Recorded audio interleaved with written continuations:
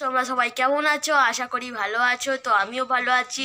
তো আজকের আমাদের বাড়ি হচ্ছে মটন কষাই। তো চলো মটন কষাই কী কী মশলা লাগে তোমাদেরকে বলে দিচ্ছি। এখানে আছে শুকনো লঙ্কা, তারপরে আছে তেজপাতা, তারপরে আছে গোটা গরম মশলা, তারপরে আছে ধনে, তারপরে আছে জিরে। মিক্সিতে গুঁড়ো করে নেওয়া হবে।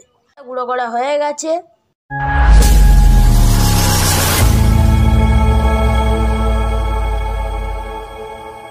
আগে থেকেই মাংসটা টক দই মাখিয়ে রেখে দিয়েছিল। ওটা ভেজে নেবে।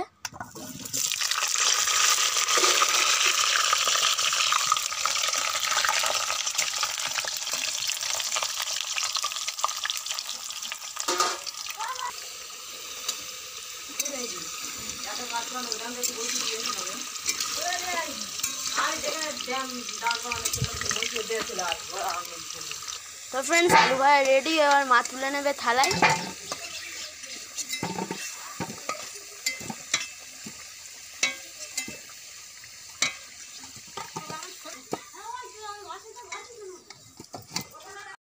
আলু ভাজা রেডি, এই যে আলুগুলো। তো এবার দিয়ে দেবে তেজপাতা, তারপর দিয়ে দেবে শুকনো লঙ্কা, তারপরে দিয়ে দেবে গোটা গরম মশলা। তারপরে কড়াই দিয়ে একটু নেড়ে চেড়ে নেবে। এবার দিয়ে দেবে পেঁয়াজ, তারপরে দিয়ে দেবে পেঁয়াজ। এবার সব কটা কড়াই দিয়ে নেড়ে চেড়ে নেবে। এবার দিয়ে দেবে লবণ, তারপরে দিয়ে দেবে হলুদ, তারপরে দিয়ে দেবে লঙ্কার গুঁড়ো। এবার সব কটা মশলা দিয়ে একটু নেড়ে ছেড়ে নেবে মা। এবার দিয়ে দেবে কাশ্মীরি লঙ্কার গুঁড়ো। এবার দিয়ে দেবে আদা রসুন বাটা।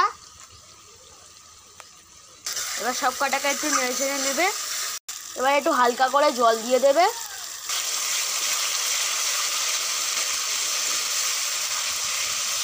মা এবার ভাজা মশলাটা দিয়ে দেবে।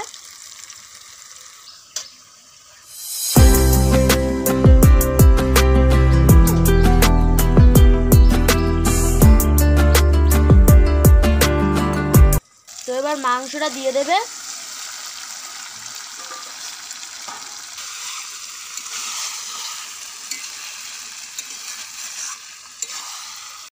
এবার ঢাকনাটা চাপা দিয়ে কিছুক্ষণ রেখে দেবে মা। হয়ে গেছে।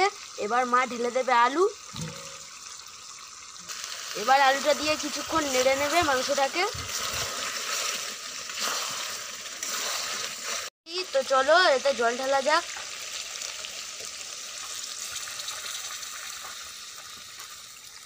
তো এবার মাংসটাকে কিছুক্ষণের জন্য চাপা দিয়ে দেবে মা।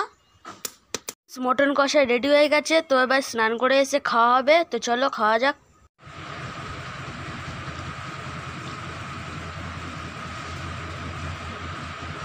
তো ফ্রেন্ডস, মটন কষাটা অসাধারণ আছে। তোমরা এরকম বাড়িতে বানিয়ে খাবে। আমার কমেন্টে নিশ্চয়ই জানাবে যে কালকার মটন কষা খেতে ভালো লাগে। আর যদি লাইক আর সাবস্ক্রাইব করে দিয়ে যাবে। Tata, bye bye.